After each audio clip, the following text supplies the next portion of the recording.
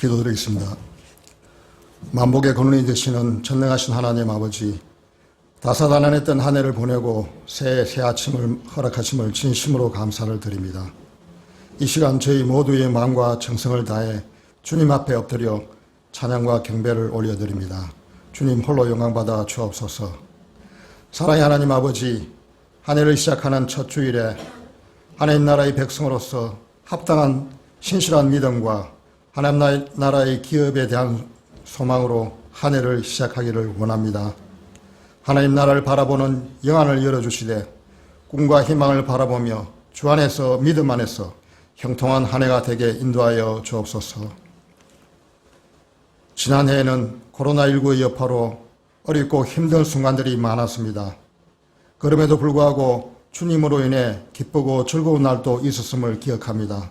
하나님 아버지, 이러한 모든 경험들이 저희들의 삶을 살아가는 데 거울이 되고 자신을 살피는 일이 되게 하사 시대를 정확하게 판단하고 내다볼 수 있는 지혜와 통찰력을 허락하여 주옵소서. 비록 어렵고 힘든 현실이지만 지혜의 근본이신 하나님을 믿고 의지하는 우리 모두가 되게 하여 주옵소서. 또한 새해에는 말씀보다는 재물과 명예를 우선시하는 세상의 유혹으로부터 우리의 영혼을 지켜주시길 간절히 바라고 원합니다. 날마다 기쁨으로 말씀을 사모하는 저희들 되게 하옵소서. 말씀을 들을 때에 즉각적으로 반응하여 말씀을 깨닫고 실천하는 저희들 되게 하여 주옵소서. 날마다 그 말씀을 배우고 지키는 삶이 주는 기쁨, 그 행복을 누리는 우리 모두가 되게 하여 주옵소서. 지난 한 해 말씀으로 인도해 주셨던 것처럼 올 한 해도 말씀으로 저희를 다스려 주시고 말씀과 함께 말씀께 함께하는 한 해가 될 수 있도록 은혜를 베풀어 주옵소서. 사랑이 많으신 하나님, 날마다 우리에게 소망을 주시고 더 나은 내일을 약속해 주심을 감사드립니다. 먼저 구하오니 우리의 삶의 어려운 문제들을 만날 때마다 주님의 손을 잡고 다시 일어서게 하시며 하나님의 섭리를 믿고 의지함으로 담대히 헤쳐나가는 우리 모두가 되게 하여 주옵소서. 한 해를 시작하는 지금 하나님 나라와 그 의를 구하는 사랑하는 성도들의 간절한 기도를 연락하여 주시고 각 처소에서 예배와 찬양을 드리는 모든 성도들에게 영육간의 강건함을 허락하시고 삶 속에서 주님과 동행함으로 승리하는 삶을 살아내도록 주님 인도하여 주옵소서. 언제나 저희 교회를 사랑하시고 복 주시는 하나님 아버지, 새해에는 예배의 회복이 있는 한 해가 되기를 소망합니다.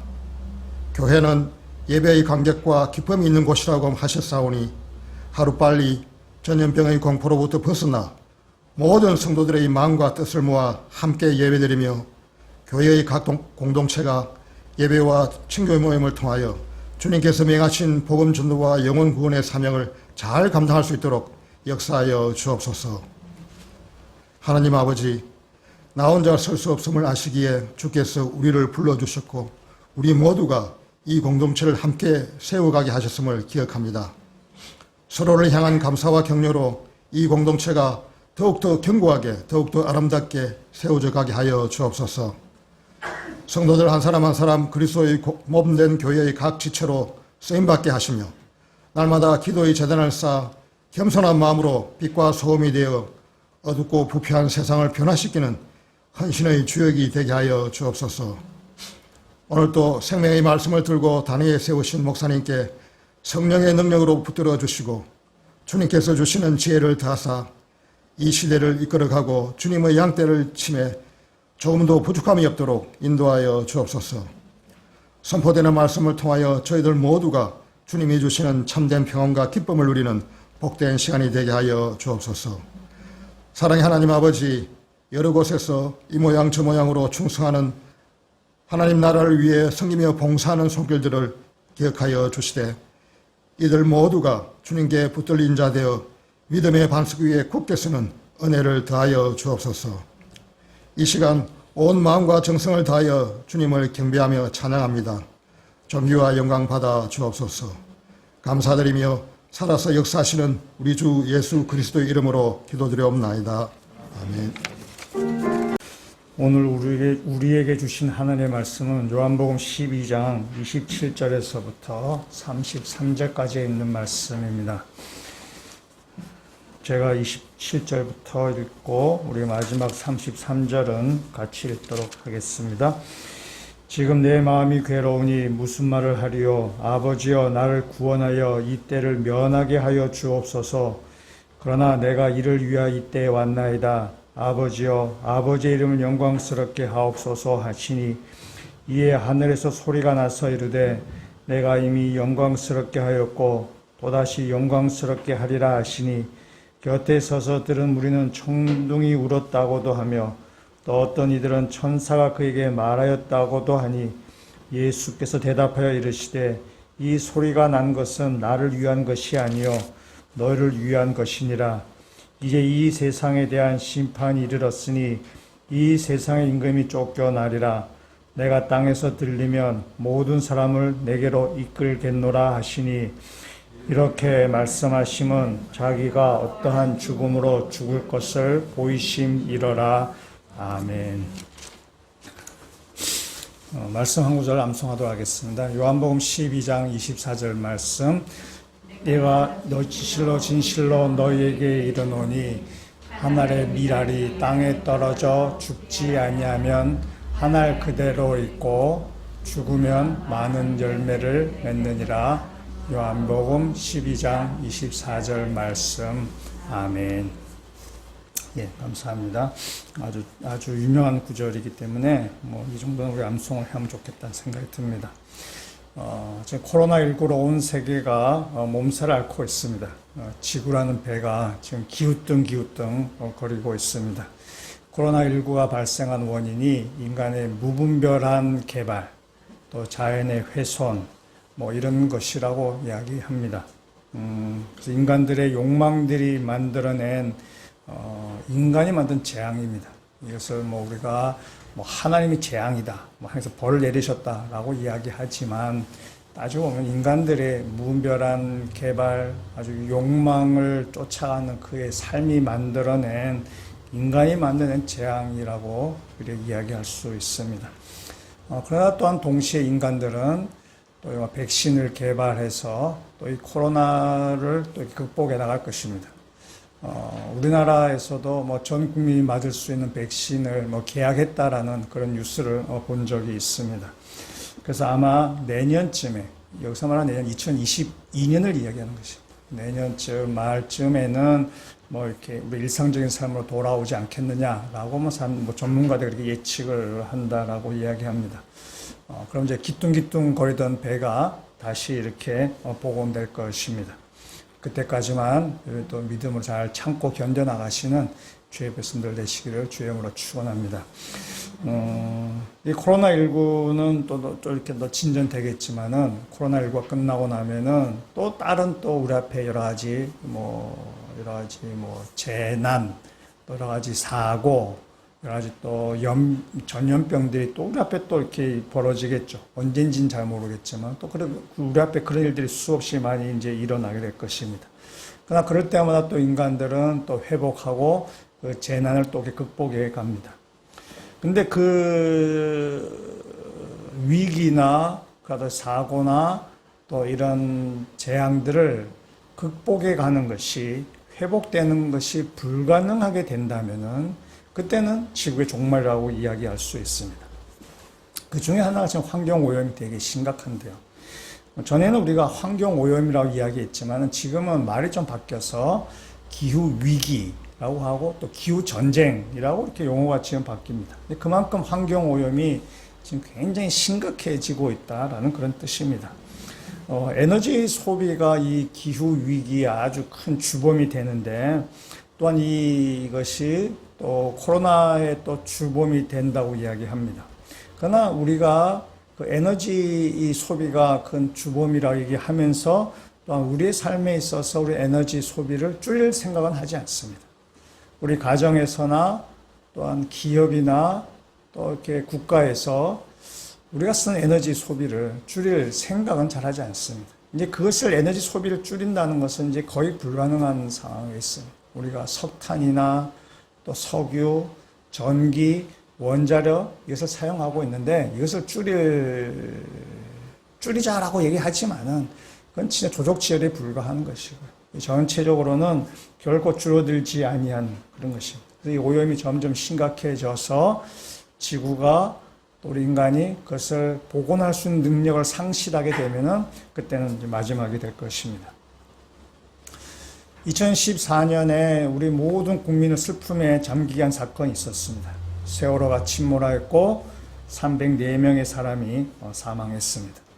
세월호는 기준치 화물 적재량보다 훨씬 많은 화물을 실었었고, 또한 그 배의 그 중심을 잡는 평행수가 있는데 평행수는 기준치에 좀 못 미치게 하고 있었습니다. 그래서 그 세월호가 너무 이렇게 좀 짐도 많이 싣고 평행수는 부족하고 이렇게 해서 5도 이상 틀지 않기로 이렇게 운행을 하는데 사고 당일에는 15도로 급선회했다라고 합니다. 왜 그렇게 급선회했는지는 그 이유는 아직 잘 모른다고 합니다. 아무튼 이 배가 급선회를 하면서 기울어졌고, 그래서 그 기우는 것이 복원력을 상실할 정도로 기울어지는 바람에 배가 침몰하게 됐습니다. 그러니까 배는 기울어지게 됩니다. 배는 바다를 항해하거나 할 때에 기울어지기도 하고 뒤뚱거리기도 합니다. 그럴 때마다 복원력이 있어서 다시 배가 정상적으로 돌아오게 되는데, 이 복원력을 넘어서 갈 만큼 기울어져 버리면은 그때는 배는 뒤집어지는 것입니다. 그리고 배는 결국 침몰하게 되는 거죠. 배에 있어서 이 복원력은 절대적으로 필요하게 되는 것입니다. 우리 신앙생활에서도 이 복원력은 절대적으로 필요합니다. 우리가 인생을 살면서 우리 인생이 기웃뚱거리기도 하고 위기를 만나서 휘청거리기도 하기도 합니다. 우리 이제 코로나19로 인해서 굉장히 기웃뚱거리고 있는 상태에 있고, 신앙도 많이 좀 기울어져 있는 가운데 있습니다. 신앙생활을 제대로 잘하지 못하는 가운데 있습니다. 처음에 기도하신 것처럼 우리가 주일에 이 예배를 교회에서 이렇게 정상적으로 예배 드리지 못하는 것이 거의 지금 1년이 다 되어가고 있습니다. 아마 작년 구정 무렵으로부터 우리가 시작된 거로 기억하는데 거의 지금 1년이 다 돼가고 있습니다. 그러니까 1년 동안 교회에 오지 못하신 분이 있었다는 뜻이고, 1년 동안 우리가 목장 모임을 하지 아니해서 성도들이 서로 영적 교제를 하지 못한 관계가 지금 1년쯤 되었다라는 것입니다. 그러면서 우리가 이렇게 편한 생활을 하면서, 육신적으로 편한 생활을 하면서 이게 나름대로 지금 적응을 해 가고 있는, 이런 신앙생활이 그냥 익숙해져 가고 있는 가운데 있습니다. 세상 사람들은 이야기합니다. 교회가 비대면으로 예배 드리면 괜찮지 않느냐라고 합니다. 사람들이 오해하는 것이 있습니다. 세상 사람들이 오해하는 것이 있습니다. 우리 교회 성도 안에도 오해하는 것이 있습니다. 여러분, 신앙생활은 지식 전수하는 것이 아닙니다. 지식 전수하면 좀 온라인 시스템을 잘 갖춰서 학교에 선생님이 강의하듯이 강의하면 됩니다. 신앙생활은 지식으로 전수되는 것이 아닙니다. 예수님은 제자들에게 지식을 전수한 것이 아니고, 예수님은 제자들과 함께 생활하면서 그 삶을 통해서 그 복음적으로 살아가는 것, 그리스도로 살아가는 것이 무엇인가를 예수님은 가르쳤습니다. 그 때문에 우리가 신앙생활을 한다는 것은 단지 지식을 전달받기 위해서, 성경의 내용이 뭔지를 받기 위해서 하는 것이 아니라, 우리의 같이 이렇게 부딪혀가면서 생활하면서 우리의 모난 성품이 깎여져 가는 것, 하나님의 거룩한 백성을 흠없이 자라가는 것이 신앙생활이에요. 세상에서는 그걸 알지 못하기 때문에 그냥 예배 비대면 드리면 되지 않느냐, 강의하듯이 하면 되지 않느냐라고 하는데, 그건 신앙생활 잘 모르는 것이에요. 우리 성도님들도 잘 모르는 경우도 있어요. 그냥 비대면 하면 되지라고. 신앙생활의 정수는 우리가 지식을 더 얹어가는 것이 아니라 우리의 성품들이, 우리의 모난 성격들이 서로 부딪혀가면서 깨우쳐가는 것, 그것이 우리가 신앙생활하는 것이고, 그것이 우리가 그리스도인으로 이렇게 만들어져 가는 것입니다. 나 지금 우리 굉장히 편한, 육신적으로 굉장히 편한 가운데 신앙생활 하면서 또 나름대로 익숙해져 가고 있습니다. 근데 우리가 한번 이때쯤, 우리가 2021년 시작하면서 한번 생각해 볼 필요가 있습니다. 우리의 신앙이 지금 기울어져 가고 있는데, 이것이 점점 기울어져 가고 있는 것은 아닌지, 우리 인생의 배가 지금 점점 기울어져 가면서 복원력을 상실한 데까지 지금 기울어져 가는 것은 아닌지 한번 우리가 점검해 보셔야 된다는 거죠. 목사로서 저는 굉장히 걱정이 됩니다. 목사로서 뭐 교인이 숫자가 뭐 줄고들고 그런 차원이 아니라 이것은 결국 각자가 우리가 각자가 하나님과의 관계 속에서 신앙생활을 하는 것인데 그런 점에서 제가 걱정이 된다는 거죠. 여러분이 신앙생활을 잘 하고 있느냐라는 부분에 있어서 우리의 신앙이 점점 기울어져 가고 있는데 이것이 혹시 복원력을 회복할 수 없을 지경까지 기울어져 가고 있는 것은 아닌지 우리가 한번 점검해 볼 필요가 있습니다. 이것이 복원력을 이룰 때까지 기울어져 가면 다시 복원하기가 어렵습니다. 다시 일어날 수가 없는 거죠. 그건 침몰하게 되는 것이죠. 그래서 올해가 이 한 해 우리 시작하면서 우리가 우리의 신앙이 좀 기울어지기도 하고 흔들거리기도 하고 비퉁거리기도 하지만 그럴 때마다 복원이 돼야 되는데 우리 코로나19로 인해서 우리의 신앙이 지금 복원이 될 수 있는 수준을 도와야 있는지 우리의 신앙 다시 한번 코로나가 언젠간 진전이 될 텐데 코로나가 진전이 되었을 때 우리의 신앙이 다시 복원되어서 신앙생활 제대로 할 수 있는 것인지 한번 이 한 해를 시작하면서 우리의 신앙을 한번 점검해 보셨으면 좋겠습니다. 이 말씀을 통해서 우리의 영적인 복원력이 무엇인지 우리가 어떻게 우리 영적 회복을 가질 것인지를 한번 이 말씀을 통해서 한번 보고자 합니다. 12장 24절을 다시 한번 우리가 암송하면 이런 내용이죠. 워낙 유명한 구절이니까 한 번도 암송해도 괜찮을 것 같은 생각이 듭니다. 내가 진실로 너희에게 이르노니 한 알의 밀알이 땅에 떨어져 죽지 아니하면 한 알 그대로 있고 죽으면 많은 열매를 맺느니라. 아멘. 예수님께서 자신의 운명에 대해서 밀알의 비유로 이렇게 말씀하신 것입니다. 예수님 이 말씀을 하시면서 십자가를 향하시는 십자가의 죽음의 의미가 무엇인지를 주님께서는 지금 말씀하고 계시는 것이죠. 그리고 나서 오늘 본문 27절에서부터 말씀 뭐냐면 이건 예수님께서 십자가 앞에서 드리는 기도 내용입니다. 27절에서부터 28절 상반절까지의 내용은 예수님의 기도 내용인데 이렇습니다. 지금 내 마음이 괴로우니 무슨 말을 하리요. 아버지여 나를 구원하여 이 때를 면하게 하여 주옵소서. 그러나 내가 이를 위하여 이때에 왔나이다. 아버지여 아버지의 이름을 영광스럽게 하옵소서. 아멘. 이건 예수님의 십자가 앞에서 드리는 기도 내용입니다. 여기에 내 마음이 괴롭다라는 말은 불안하다라는 그런 뜻입니다. 그러니까 예수님이 지금 굉장히 불안한 상태에 있다라는 그런 뜻입니다.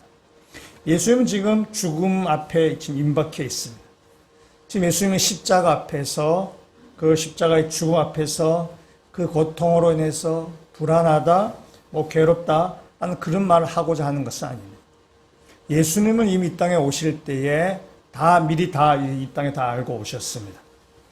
예수님의 그 십자가 죽음이 굉장히 고통스러운 형벌이지만은 예수님은 그 십자가의 그 고통스러움 때문에 지금 불안해하는 것은 아닙니다. 십자가는 굉장히 고통스러운 거죠.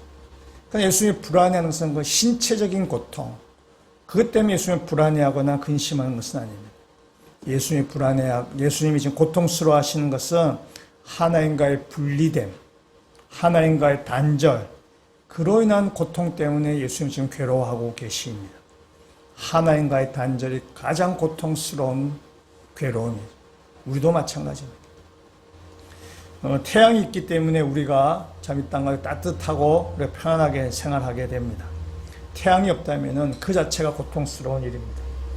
우리가 겨울이 상당히 좀 춥습니다. 부산에 살면서 춥다고 얘기하면 서울이나 강원도 사는 사람들이 보면 무슨 소리 하냐 말할지 모르겠지만 그거 춥습니다. 겨울은 되게 추운데 이 겨울이 춥다는 이야기를 다르게 이야기하자면 태양과 멀어졌다라고 이야기할 수 있습니다.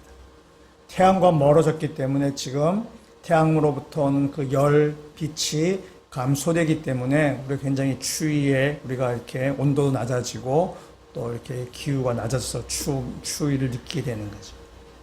태양과 멀어진 데도 이 정도인데 태양과 단절이 된다면은 그런 이 만물은 꽁꽁 얼어붙는 빙하기가 될 것이고 생명은 자기 생명을 유지할 수 없게 될 것입니다.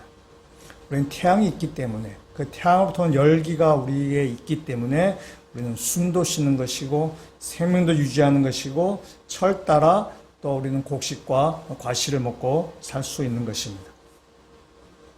하나님과의 단절은 매서운 죽음입니다.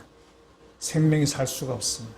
생명의 원천이신 하나님과의 단절은 죽음을 의미하는 것입니다. 예수님 지금 하나님과의 단절, 그걸 굉장히 고통스러워하고 있습니다. 예수님은 지금까지 하나님과 단절되어 보신 적이 없습니다. 좀 이런 표현이 맞을지는 모르겠지만은 예수님은 일생일대의 위기를 지금 맞이하고 계신 것입니다. 예수님은 그 죽음 앞에서 하나님과 단절이라는 그 큰 위기를 지금 맞이하는 가운데 있는데 그때 예수님이 하신 것이 오늘 우리가 읽었던 27절 말씀, 예수님 그 가운데 기도하신 것입니다. 이 위기 가운데서 예수님 지금 기도하셨어요. 우리 지금 코로나19라는 큰 위기 가운데 있습니다. 지금까지 우리가 겪어보지 못했던 우리의 큰 위기입니다. 신앙생활도 기울어지는 그런 가운데 있습니다. 한국교회도 위기감이 팽배해 있습니다. 위기입니다. 이 위기일 때 우리는 무엇을 해야 되는가? 예수님께서 위기 때 기도하신 것처럼 우리들도 기도해야 되는 것입니다.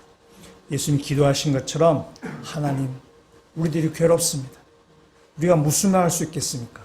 하나님 우리를 도와주십시오. 라고 기도하셔야 되는 거죠. 기도하는 가운데 이 위기를 이겨나가는 것입니다.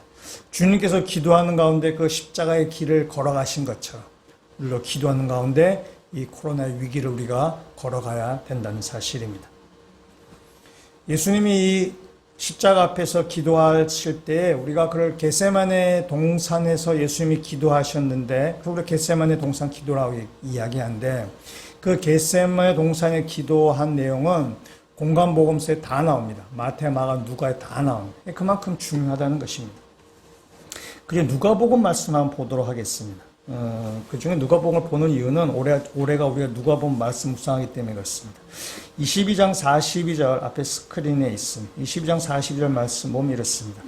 이르시되 아버지여 만일 아버지의 뜻이거든 이 잔을 내게서 옮기시옵소서. 그러나 내 원대로 마시옵고 아버지의 원대로 되기를 원하나이다 하시니 아멘. 예수님의 겟세마네 동산을 잘 요약해 놓은 것입니다. 지금 십자가의 고통을 생각할 때 예수님은 그 잔을 마시고 싶지 않습니다. 그러나 내 원대로 아니라 예수님의 뜻대로 아니라 하나님의 뜻이라면은 내가 그 잔을 마시겠습니다. 나는 마시고 싶지 않지만 하나님의 뜻이라면 제가 그 십자가의 길을 가겠습니다라는 거죠. 이것이 겟세마네 동산에서 드렸던 예수님의 기도 내용입니다. 이것은 공간복음에 다 나옵니다. 그러나 요한복음에는 겟세마네 기도가 나오지 않습니다. 겟세마네 기도가 나오지 않는 대신 오늘 우리가 읽었던 이 27절의 기도 내용이 겟세마네 동산의 기도 내용과 같은 내용을 가지고 있습니다. 27절 말씀을 다시 한번 같이 한번 읽어보도록 하겠습니다. 지금 내 마음이 괴로우니 무슨 말을 하리요? 아버지여 나를 구원하여 이때를 면하게 하여 주옵소서. 그러나 내가 이를 위하여 이때에 왔나이다. 아멘. 주님의 기도죠. 이때를 벗어나기를 원합니다. 이 십자가의 길을 벗어나기를 원합니다. 이때를 벗어나기를 원합니다라는 말은 고통을 없애달라는 그런 뜻이 아닙니다. 예수님께서 고통을 없애려면 얼마든지 없앨 수 있습니다. 어떤 사람이 병원에 갔다가 신장을 구합니다라는 그 광고를 보고 이 고통 어떤 사람이 신장이 필요한 사람이 있구나라는 생각을 그가 먹고 신장을 이식하기로 그가 이제 결심을 했습니다. 그리고 이제 그가 이제 결심을 해서 다 이렇게 신청한 다음에 이제 그 신장을 떼어주기 위해서 침대에 누웠습니다. 이제 침대에 누워서 이제 의사가 이제 집도하려고 이렇게 있습니다. 근데 가만히 생각해보면 너무나 생각하니까 너무 고통스러운 거예요. 야, 이거 신장을 내가 떼주면은 수술도 아프지만 나는 살 수 있을까? 나는 괜찮을까?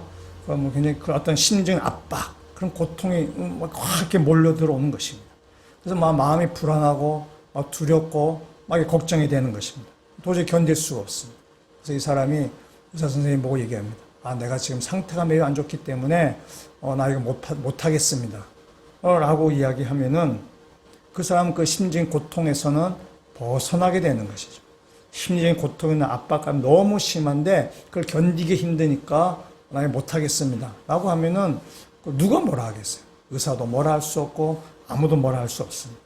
단지 처음에 약속한 것, 내가 떼주기로 했다라는 그 약속을 못 지킨 것에 대한 좀 창피함은 있겠지만은 내가 못 받겠다고 했을 때는 아무도 그 사람을 말릴 수가 없습니다. 신장 이식을 받는 입장에 있어서는 그 사람이 신장을 떼어주면 감사한 일이지만은 안 떼어준다고 해서 어떻게 할 수가 없는 것입니다. 그러면 본인 의사가 너무 고통스럽기 때문에 안 하겠다고 하면 어떻게 할 수가 없는 거죠. 예수님이 지금 십자가의 그 고통을 피하려면 얼마든지 피할 수 있습니다. 예수님은 지금 어떤 사람이 자기의 죄 때문에 내가 지금 굉장히 내 죄에서 죄값을 받으려고 하니까 그것이 너무나 고통스러워서 나를 좀 면하게 해 주십시오 라고 한다 해서 면해지는 것은 아닙니다. 자기의 죄값을 치러야 되기 때문에 그렇습니다. 그러나 다른 사람의 죄 때문에 내가 그 고통을 받으려고 할 때에 너무 고통이 심해서 나를 면하게 해 주십시오라면은 그 면해 줄 수밖에 없는 것입니다. 그냥 다른 사람의 죄를 지는 거기 때문에 신장 이식을 하는 것 같은 거죠.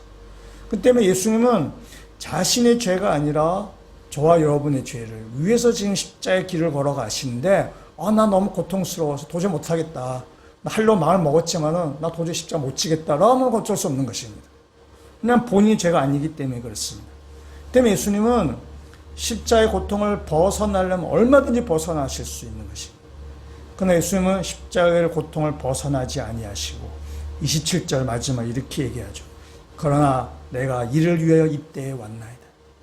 나는 이 때를 면하게 하여 주옵소서. 그러나 하나님, 내가 이를 위하여 이때에 온 것을 내가 압니다.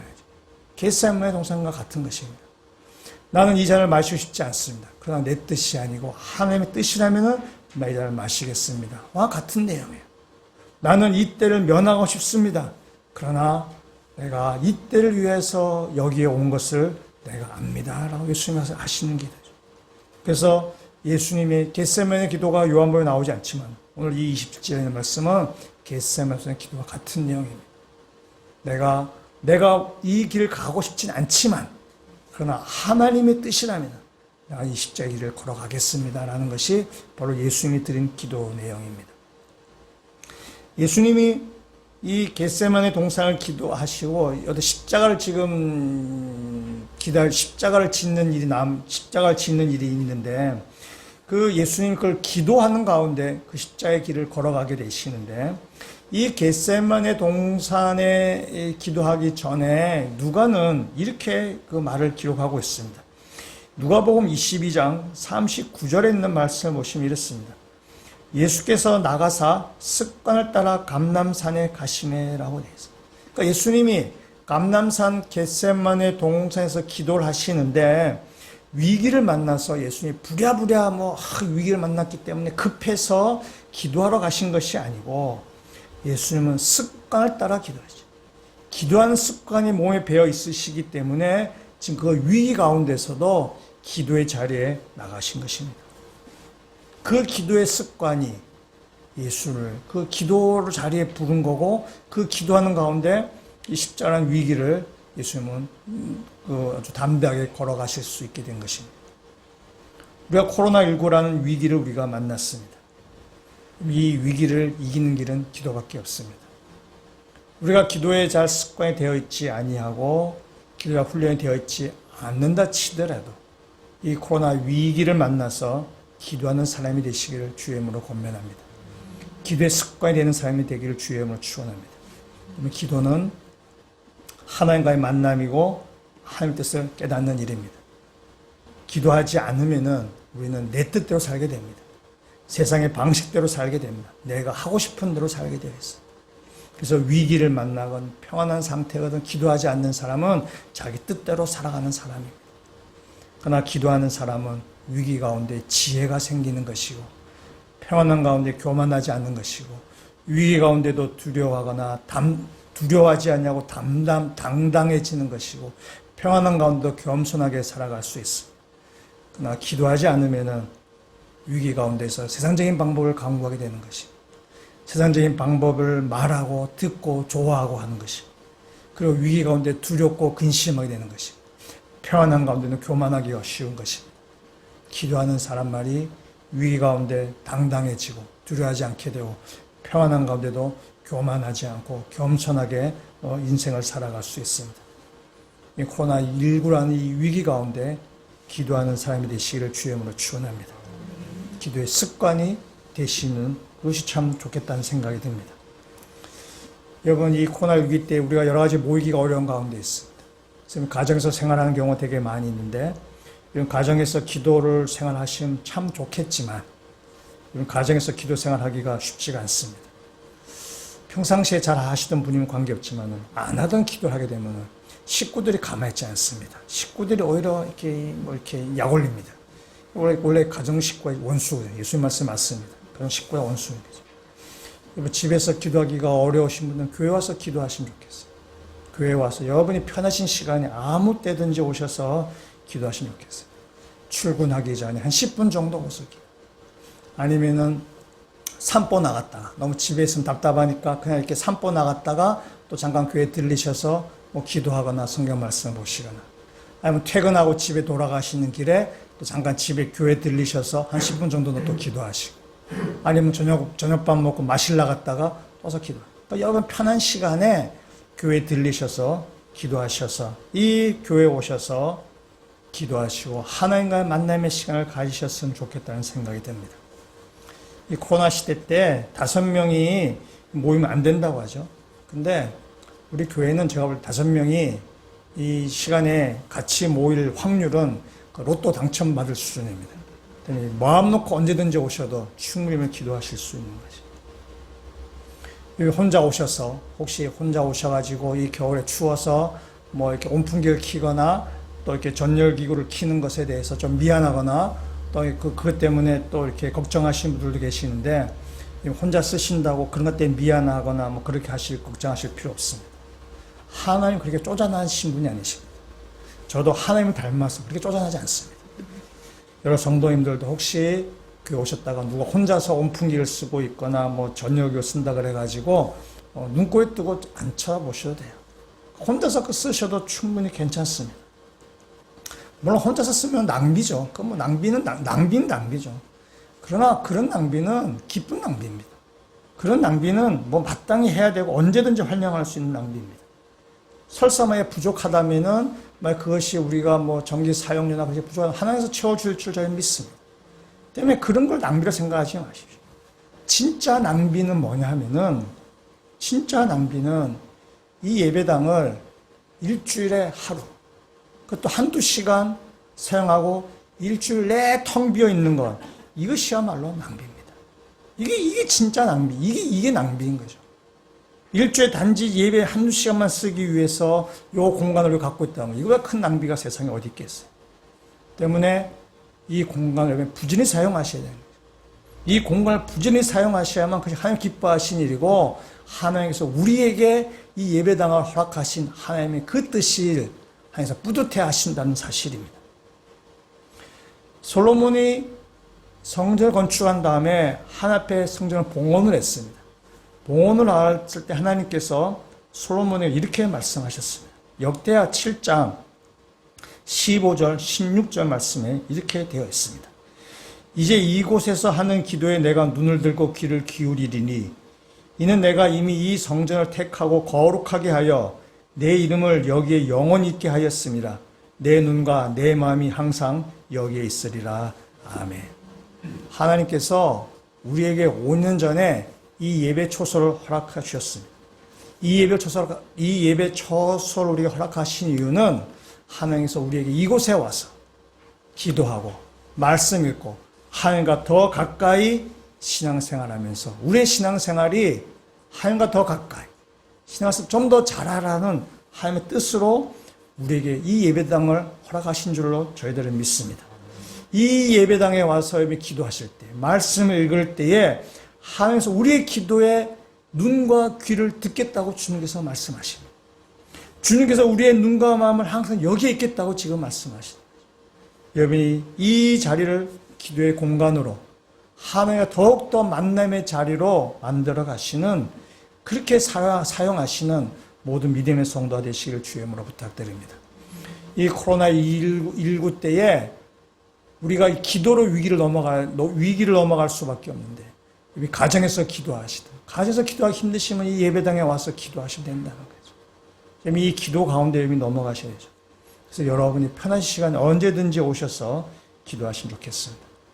예수님께서 습관대로 감람산에 가서 기도하시고, 그 겟세마네 동산에 기도를 하신 다음에 누가는 또 이렇게 기도하고 있습니다. 누가복음 22장 43절 말씀 같이 읽도록 하겠습니다. 천사가 하늘로부터 예수께 나타나 힘을 더하더라. 아멘. 예수님이 기도하신 다음에 하늘 천사를 보내셔서 말씀하셨죠. 십자가를 내가 벗어나게 해주겠다. 십자가의 길을 내가 지지 않게 해주겠다. 그렇게 말씀하지 않습니다. 힘을 더하게 하겠다. 힘을 북돋아 주겠다고 말씀하는 거죠. 무슨 말이에요? 십자가의 길을 걸어갈 수 있도록 내가 너의 힘을 더하게 하시겠다는 거죠. 십자가를 두려워하지 아니하고 하나님의 뜻에 순종하며 걸어갈 때에 그 길에 힘을 더 북돋아 줘서 내가 너의 그 길을 갈 수 있게 하겠다라는 것입니다. 우리가 코로나19 때 우리가 기도하는데, 기도한다 그래가지고 코로나19가 빨리 종식되는 것이 아닙니다. 물론 우리가 기도할 때 코로나19가 빨리 종식돼도 우리가 기도하겠지만, 또 우리가 기도하지만은, 그러나 우리가 기도한다 그래가지고 하루아침에 코로나가 싹 사라지는 것은 아닙니다. 우리가 기도함을 통해서 코로나가 종식되는 것이 아니라 이 코로나19를 어떻게 우리가 이겨나갈 수 있는 힘을 얻느냐는 거예요. 이 위기 가운데 우리가 어떻게 해서 견뎌나갈 수 있는 힘을 얻느냐는 거죠. 기도할 때에 이 위기를 견뎌나갈 수 있는, 이 위기를 버텨나갈 수 있는 힘을 우리가 얻게 된다는 사실입니다. 그럴 때 우리가 이 코로나19로 인해서 우리가 기울어졌던 우리의 신앙이 침몰되지 아니하고 다시 복원되어서 다시 우리가 새 힘을 얻고 이 위기를 우리가 이뤄 걸어갈 수 있게 된다는 사실입니다. 기도하는 가운데 우리가 이 위기를 이어나갈 수 있는 모든 주의 백성들 되셨으면 좋겠습니다. 말씀 31절과 32절 우리 말씀 보시면은 같이 한번 31절 32절 같이 한번 읽도록 하겠습니다.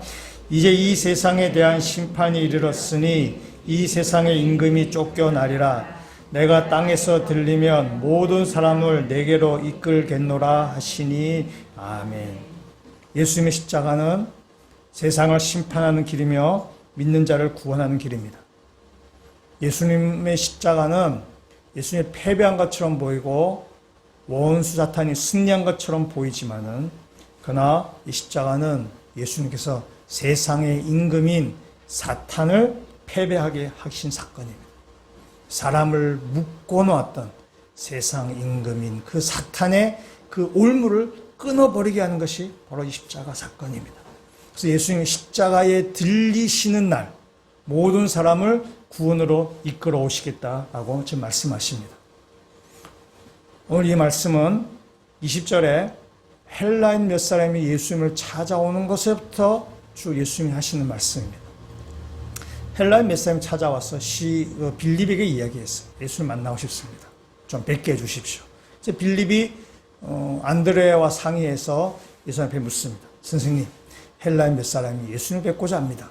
그리고 예수님이 하시는 말씀이 이제 내 영광을 받을 때가 왔다 라고 말씀하시면서 하늘의 밀알이 땅에 떨어져 죽어야만 만열매를 맺는다 라고 예수님께서 말씀하십니다. 예수님이 십자가 사건을 지금 말씀하고 계시는 것입니다.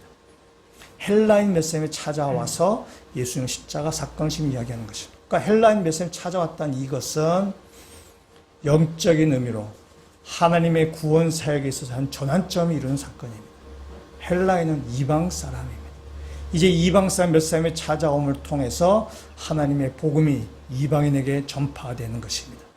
몇 사람이 찾아왔지만은 그 몇 사람으로 끝나는 것이 아닙니다. 그 몇 사람은 한 가정이, 한 민족이, 한 국가로 바뀌어져 가는 것입니다. 저는 4대째 예수 믿는 가정에서 태어났습니다. 우리 식구가 한번 많겠죠. 4대째를 했으니까. 한 100여 명 되겠죠. 그러나 그 처음 시작은 우리 증조 할아버지 한 분부터 시작된 것입니다. 이 한 사람으로부터 시작해서 이 복음이 전파되어 가는 것입니다. 헬라인 몇 사람을 통해서 이제 이 복음은 이방인에게 전파되어 가는 것입니다. 요한복음에 예수의 말씀을 듣기 위해 찾아온 사람이 두 사람이 있습니다. 여러 사람이 많이 나오는데 말씀을 듣게 찾아온 사람 두 사람입니다. 한 사람은 오늘 12장에 나온 헬라인이고 또 한 사람은 3장에 나온 니고데모입니다. 니고데모는 바리새인 사람이고 산헤드린 공회원이라 했어요. 그래서 유대인의 눈치가 보여서 한밤중에 찾아왔습니다. 니고데모가 유대인의 대표라면 헬라인 몇 사람은 이방인의 대표가 되는 것입니다. 예수님의 십자가의 들리심을 통해서 유대인이건 이방인에게는 그의 복음이 지금 전파되어 가는 것입니다. 오늘 말씀 32절 말씀을 다시 한번 보시면 이렇습니다. 내가 땅에서 들리면 모든 사람을 내게서 이끌겠노라 하시니, 예수님 십자가에 들리신 사건은 유대인이건 이방인이건 모든 사람을 이끌어내는 일입니다.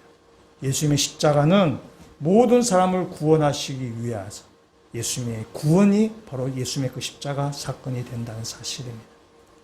그를 위해서 예수님 십자가 길을 걸어가시는 겁니다. 한 해를 마무리하고 새해를 시작하는 날 미국 뉴욕에는 타임스퀘어 볼드랍이라는 행사가 열립니다. 한 해를 이제 마무리하고 이제 새해를 시작하면서 그 대중음악의 본산이며 뭐 공연 예술의 메카라고 하는 그 뉴욕의 그 타임스퀘어에서 새해 첫날 음악회가 열리는 것입니다. 이 행사를 보기 위해서 수많은 사람이 참여합니다. 100만 명 넘는 인파가 몰려든다고 합니다. 우리나라로 치면은 보신각 타종 행사 같은 것입니다. 새해 이제 마지막 날 12월 30일 되고 1월 1일 새해가 밝을 때 보신각을 막 이렇게 타종할 때에 많은 사람들이 그걸 보기 위해서 짧은 거지만 보기 위해 오고 또 TV로도 생중계합니다. 그 뉴욕에는 타임스퀘어 볼드랍 행사가 바로 그런 행사입니다. 그래서 이 음악회 연주회도 하고 하는데 이때 그 초청되는 그 가수 초청되어도 굉장히 영광스러운 가수. 작년 2020년 그 볼드랍 행사에는 우리나라 BTS가 공연을 했다라고 이야기합니다. 올해 2021년은 코로나로 인해서 비대면으로 진행되었어요. 그래서 이제 비대면 하니까 몇 명 사람만 그 앞에 딱 필수 요원, 딱 몇 사람만 있고 나머지는 다 이렇게 온라인으로 중계했다. 그래서 전 세계 10억 명이 시청했다든가 어떻다든가 엄청나게 많다고 합니다. 올해 무대에 오른 가수가 글로리아 게이너라는 흑인 여가수였습니다. 이 글로리아 게이너가 부른 노래는 I Will Survive. 우리나라 말로 번역하면 난 살아남을 거야 라는 곡입니다. 이 노래만, 이 제목만 들으면 잘 모르시겠지만 아주 유명한 곡입니다. 70년대, 80년대 디스코장이나 롤러스케이트장에 연주되었던 그 곡입니다. 우리 중장년층 이 곡 모르면 간첩입니다. 집에 가서 들어오시면 그 노래 다 아실 겁니다. 몇 년 전에는 진주라는 가수가 난 괜찮아 라는 노래로 이렇게 불렀고 히트했다라고 합니다. 코로나 시대에 잘 어울리는 그 제목이라고 생각이 듭니다. 그래서 불렀던 것 같습니다. 난 괜찮아. 난 살아남을 거야. I will survive. 난 살아남을 거야. 라는 것이죠. 이 노래를 부른 이 게이너라는 가수는 한때 알코올과 마리화나에 찌들어 살았던 사람입니다. 그리고 어느 날 척추를 크게 다치는 사고를 당했는데 병원에 입원했는데 병원에 입원해 있는 동안 성경을 접하고 독실한 그리스도인이 되었습니다. 그래서 그때부터는 이 게이너가 I'll Survive라는 이 노래의 후렴부 가사를 이렇게 바꿔서 불렀습니다. 영어를 잘 못하지만은 영어는 이렇게 됩니다. I will survive. 난 살아남을 거야. He gave me life. 그분께서 나에게 생명을 주셨다. I stand beside the crucified one. 십자가에 못 박히신 그분 옆에 나는 서 있습니다. I can go on. 나는 앞으로 나아갈 수 있습니다. 그분 십자가에 못 박히신 그분 옆에 나는 서 있습니다. 그래서 나는 앞으로 나갈 것이고 나는 살아남을 것입니다. 라고 후렴 가사를 이제 바꿔서 이렇게 부른다고 합니다. 예수의 십자가는 인기를 먹고 있는 대중 가수, 인기가 그것이 전부인 건 줄 알고 살았던 그 대중 가수를 인기가 아니라 생명으로 살리셨습니다. 술과 마약에 쩌들어 살던 사람을 생명으로 돌아오게 하셨습니다. 예수의 십자가는 기울어져가는 침몰해 가던 사람을 다시 살리셨습니다. 그 십자가의 능력이 거기에 있습니다. 우리가 코로나19로 인해서 우리가 위기이고 우리가 기울어져 가고 있습니다. 그러나 예수의 십자가만이 우리를 이 기울어진 상태에서 다시 일으키실 수 있습니다. 주님의 그 능력으로 우리가 다시 기울어진 상태에서 다시 복원되시는 그 믿음의 성도가 되시고, 다시 그 주님의 힘의 능력에 의지해서 좀 기울어지기도 하고 기뚱기뚱하지만 다시 복원되는 그 능력을 만나시는 모든 믿음의 성도가 되셔서 이 코로나 위기 때에 하나님의 십자가 꼭 붙들고 저렇게 기도하는 가운데 승리하는 삶을 살아가시는 모든 주의 백성들 되시기를 주님의 이름으로 축원합니다. 같이 한번 기도드리시겠습니다. 주님, 코로나로 인해서 교회가 위기이고 많은 성도들의 신앙생활이 위기감에 있습니다. 우리의 신앙이 기울어져 가고 있는지도 모르면서도 점점 익숙해져 가고 있습니다. 하나님, 우리 혹시 침몰해 할지도 모르는데 둔감한 것은 아닌지 심히 두렵습니다. 주님, 우리의 신앙이 다시 회복되기를 원합니다. 복원력이 있는 신앙이 되기를 주님 간절히 간구합니다. 주님, 저희들이 기도의 사람이 되게 하여 주시고 주님의 십자가 붙든 자가 되게 하여 주셔서 우리가 다시 복원되는, 다시 회복되는 모든 믿음의 성도가 되도록 저희들을 인도하여 주시옵소서. 예수 그리스도의 이름으로 기도합니다. 아멘.